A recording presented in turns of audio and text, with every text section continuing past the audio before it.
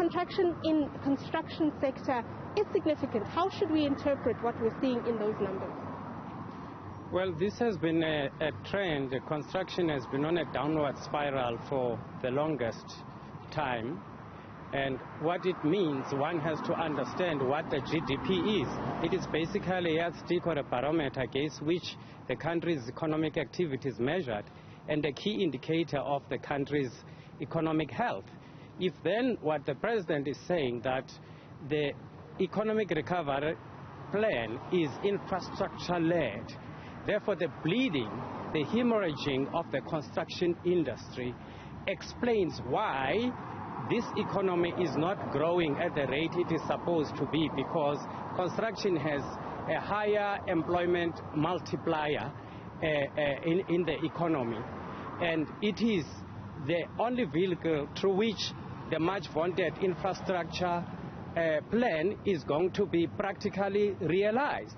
So a construction of 1.9% and overall in 2021, and in the last quarter, a construction of 2.2%.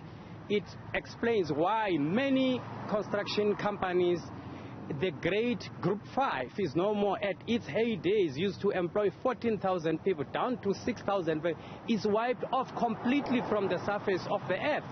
And it explains why the economy, therefore, is stagnating, because if the infrastructure recovery plan is going to be led by construction, by infrastructure, where is that work? It is not experience, it is not the lived experience of contractors on the ground.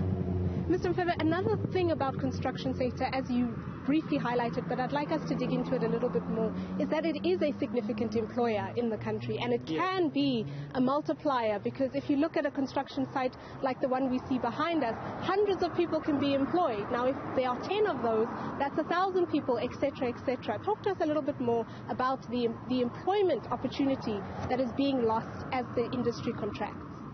Yeah, the construction industry overall, according to the CIDB study, employs around 1.4 million employees. And it is one of the biggest employers of entry-level skills, rudimentary skills, after agriculture.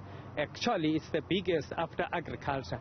It means a lot of families are without food, without knowing what to look for in terms of survival in the next day, whilst others have a choice between sushi, beef and curry, and others have a choice between nothing and nothing, and those come from the construction sector. We must not look at this problem from the point of view of the companies that close down. We must look at the number of citizens who are without jobs, who are without an opportunity. And in fact, the World Bank, the IMF and the ratings agencies have all unanimously agreed that in order to address South Africa's development problems, high unemployment and growing population, among other things, infrastructure investment is the best way to go. And it is as simple as that. And there's empirical evidence from the World Bank, actually, that construction of good quality infrastructure has an effect, positive effect on long-term growth, and also a negative effect on income inequality. And that is the solution. I do not understand why such a basic thing cannot be understood by our government. What is lacking, what needs to be done are three things. 1, implementation. 2, implementation. 3, implementation. We've got all the plans, they must just be implemented. And where do you think, other than implementation and the lack of urgency in implementing, where do you think the disconnect is for government? Why would they tout infrastructure development and the construction sector as being so significant, but in the same breath we can see through the numbers that they are really not performing?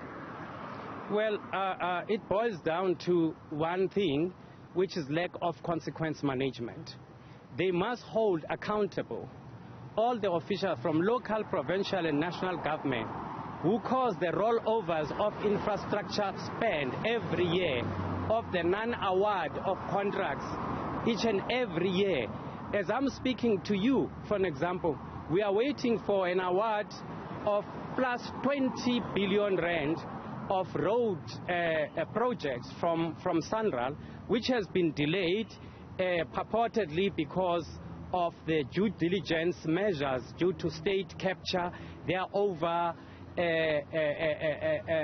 scrutinizing the bids, but that spells poverty and disaster to the construction industry and also to the economy as well. Lack of economic activity means no taxes from people who are gainfully employed in terms of pay. It means no company taxes. It means the government must go to IMF and beg for money. Why simple things that can be done to implement that infrastructure could actually be done.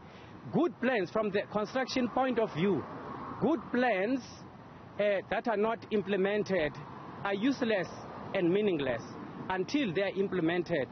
It's like having pots on a stove with no food in them, and those cannot feed any family. And equally, good plans that are not implemented mean nothing to the construction industry and to the economy of this country.